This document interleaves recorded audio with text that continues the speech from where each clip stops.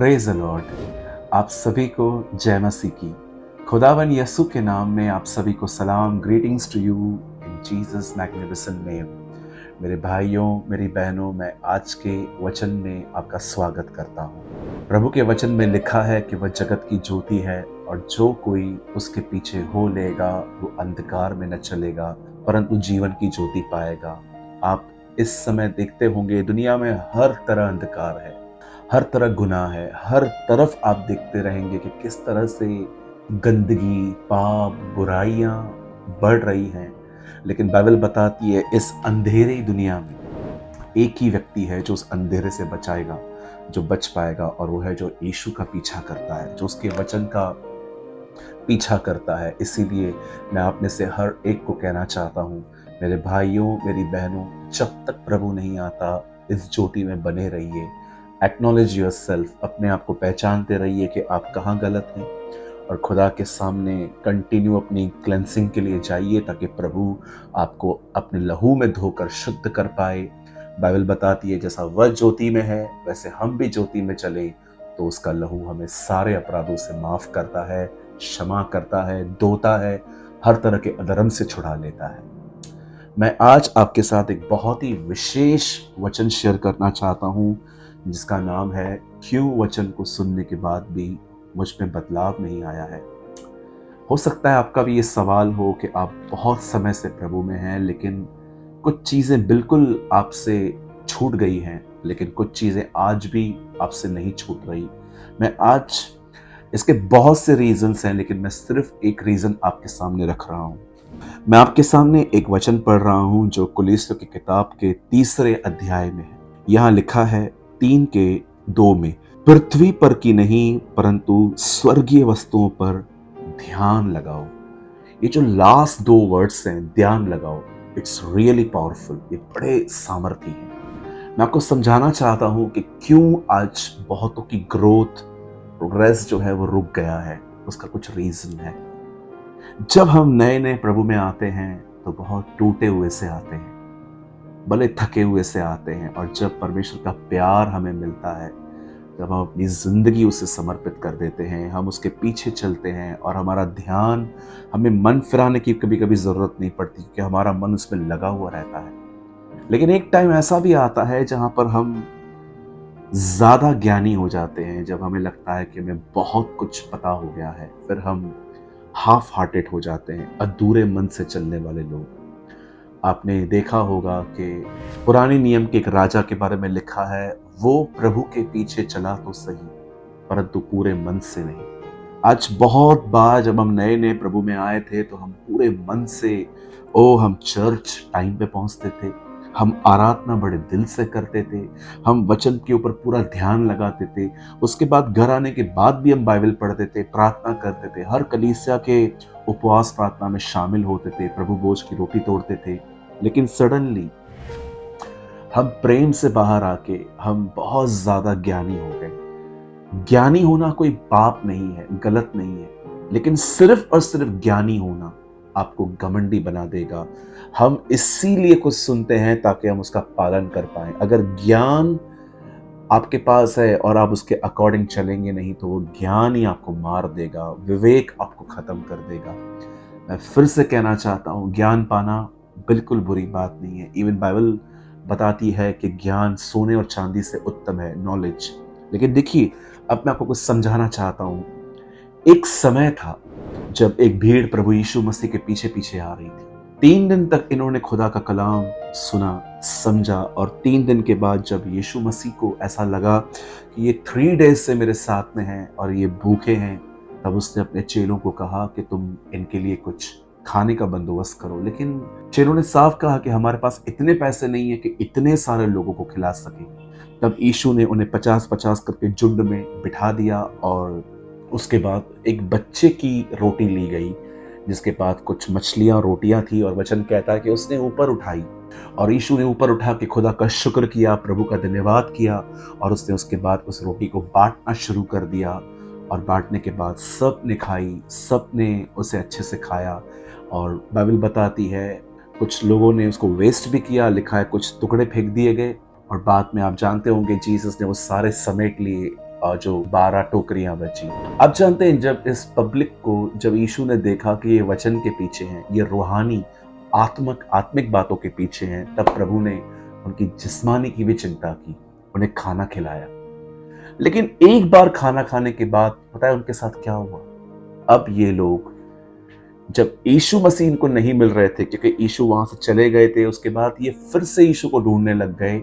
और यीशु जो हमारा स्वामी है, जो बड़ी आत्मा में मजबूत होकर वो जान गया कि ये लोग मेरे पीछे क्यों आ रहे हैं। तब यीशु ने उनको कहा, मैं जानता हूं तुम क्यों आ रहे हो, क्योंकि तुम रोटियां खा के तृप्त हुए हो। लेकिन उसके बाद यीशु ने कहा, नाशवान भोजन के लिए मेहनत मत करो, उस खाने के ऊपर मेहनत मत करो जो तुम आज खा रहे हो, कल वो नष्ट हो जाएगा। बाइबल बताती है भोजन पेट के लिए है और पेट भोजन के लिए है, पर प्रभु अंत में दोनों को नाश करेगा। बाइबल बताती है बहुतों का पेट ही उनका खुदा है। यीशु ने उनको देखकर कहा कि तुम इस भोजन के लिए मेहनत मत करो, लेकिन उस भोजन के लिए मेहनत करो जो तुम्हें परमेश्वर देगा। और यीशु ने उसके बाद कहा, जीवन की रोटी मैं हूं। मेरे भाइयों, मेरी बहनों, एक समय था जब इनका फोकस जीसस था, उसका वर्ड था। लेकिन जब रोटियां खाई, अब फोकस यीशु नहीं रहा, अब फोकस रोटियां हो गई। इसलिए यीशु ने उनको ये बात समझाई कि देखो, उन्होंने भी मन्ना खाया था, इज़राइल के लोगों ने, फिर भी वो नाश हो गए। लेकिन जो रोटी मैं तुम्हें दूंगा, उसे खा के तुम कभी नहीं मरोगी। ये रोटी उसका वचन है। मुझे लगता है यही हमारे साथ होता है। एक टाइम आता है जब हम प्रभु के पीछे होल हार्टेडली चलते हैं, रेडिकलनेस में चलते हैं, एकदम रेडिकल होते हैं, हर चीज के लिए पे द प्राइस के लिए तैयार रहते हैं। लेकिन एक टाइम ऐसा आ जाता है जब हमारे अंदर स्पिरिचुअल प्राइड आ जाता है, और या तो हम मसीह के अंदर ही कुछ ऐसे लोगों से मिलते जुलते हैं जो खुदा को नहीं जानते, और वे अपना कचरा हम में इम्पार्ट कर देते हैं। मेरे भाइयों, मेरी बहनों, मैं आपसे एक सवाल पूछना चाहता हूं, क्यों आज चेंजेस रुक गई है?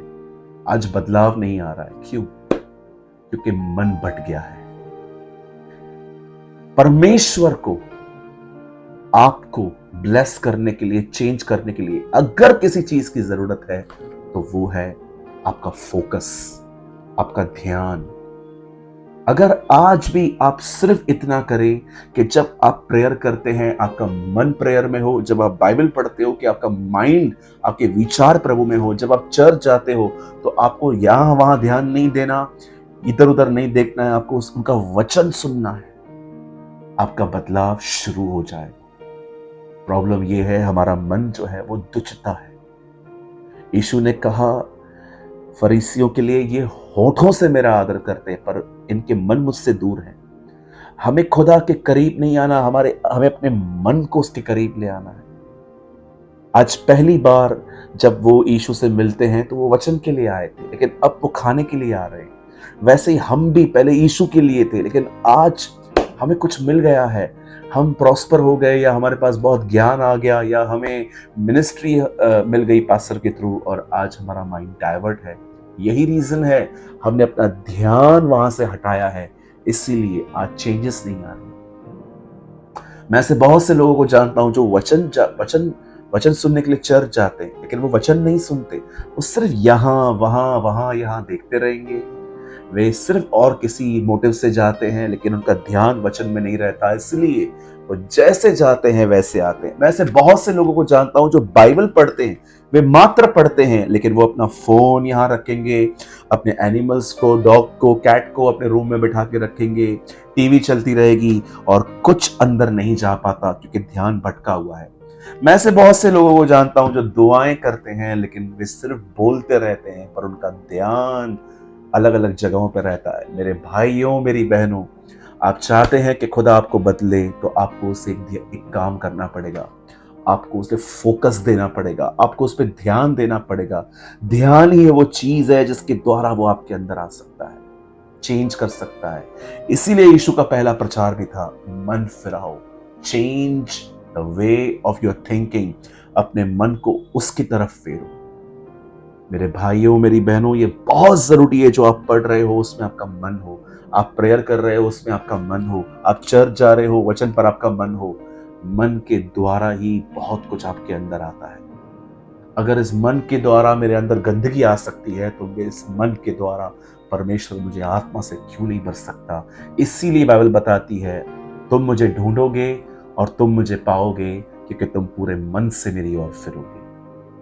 मेरे भाइयों, मेरी बहनों, जो कुछ कर रहे हैं अपने विचारों को उसमें डालें। A.W. टोजर हमेशा कहते थे, खुदा को तुम्हारा दिल नहीं, खुदा को तुम्हारे विचार चाहिए, क्योंकि विचारों के द्वारा ही वो आपके अंदर एक महान काम करता है।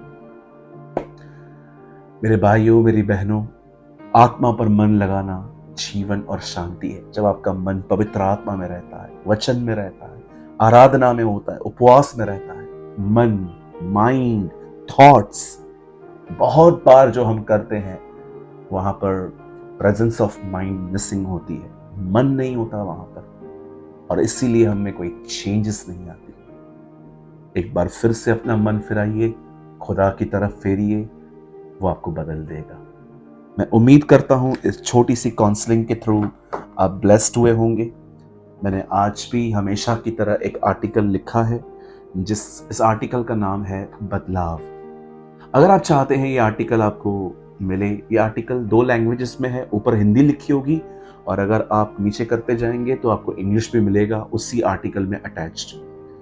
अगर आपको ये आर्टिकल चाहिए तो आप हमें इस नंबर पे, इस समय जो आपकी स्क्रीन पर है, आप यहाँ पर अपना नाम, आप कहाँ से हैं और सिर्फ इतना लिखिए, चेंजेस या बदलाव, और हम आपको ये आर्टिकल भेज देंगे। अगर आप चाहते हैं कि हम ये सीरीज बेसिक टीचिंग की शॉर्ट वीडियोस की कंटिन्यू करें तो हमें ज़रूर बताएं, और अगर आज आपने वचन के द्वारा कुछ लर्न किया तो हमें ज़रूर बताएं। हम उम्मीद करते हैं कि आज के वचन के द्वारा खुदा ने आपसे बात की होगी। प्रभु आपको ब्लेस करे, सारी बातों के लिए उसे महिमा और आदर मिले। जय मसीह।